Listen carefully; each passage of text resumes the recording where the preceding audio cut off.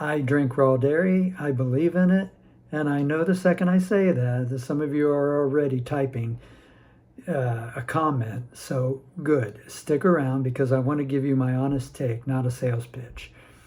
Here's the thing that gets lost in the whole raw milk debate. Pasteurization does kill bacteria. That part's true, but it's not selective. It also breaks down enzymes and proteins that are actually doing something useful for you. Things like lactoferrin, which helps your body deal with pathogens, and lactoperoxidase, which has some antibacterial function on its own. There's also bacteria in raw milk that produces lactase, which is an enzyme that helps you break down lactose. That's a big reason some people who struggle with regular milk do just fine with raw. None of that is fringe science, by the way. It's well documented that heat treatment reduces or destroys these components. What's still debated is how much that actually matters for healthy adults' day-to-day health. And I'm not going to pretend that there's a mountain of clinical proof, settling that question either way. What I can tell you is my own experience for whatever it's worth. Raw dairy digests easier for me than anything I get off the store shelf. It does. I don't get that heavy, bloated feeling. And honestly, I feel stronger on it. I know that's hard to describe, but I do. I feel better on it. Now I used to get raw goat's milk a couple years ago when I lived in the Columbus, Ohio area, and then we moved and sort of lost contact with raw dairy for a while, but just found a farmer that I'm getting it from again, and I'm looking forward to it, drinking it again. And they also have raw yogurt, raw kefir, so I also like to get those when they are available.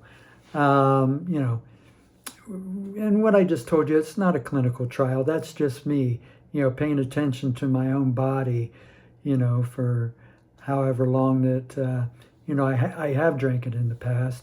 Raw milk is one of the few things that made a noticeable difference for me. And now here's where I have to be straight with you, especially with this crowd.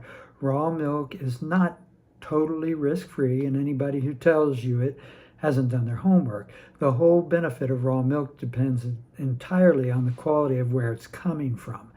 A clean, well-run, grass-fed operation is a completely different product than milk from a place cutting corners.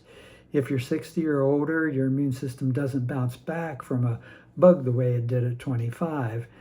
And that's just biology. And by the way, another point of drinking, something I've noticed is I just don't get sick. I do pretty well with that anyway, but I think the raw milk helps even better. So if you're gonna try raw dairy, don't just grab it from wherever it's cheapest. Know your farmer, know their practices, and go in with your eyes open. That's not me, talking you out of it. That's me telling you to be smart about it, the way you do it. One more thing worth knowing, especially if you're gonna make the jump. Not all milk protein is the same. There's A1 and A2 casein, and a good chunk of people find A2 milk sits a lot easier in their gut, less bloating, less inflammation. Goat, sheep, and certain cow breeds like Jersey and Guernsey are naturally A2. So if raw milk alone feels like a big leap, look for an A2 source.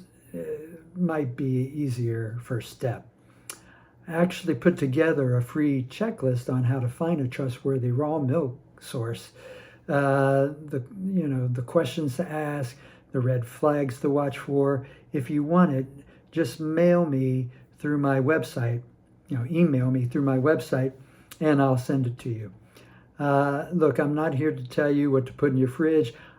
Again, I'm just telling you what's worked for me and why, and giving you the real trade-offs instead of pretending there aren't any. If you've tried raw dairy yourself, good or bad, drop it in the comments. I read every one of them, and I might do a follow-up video based on what you all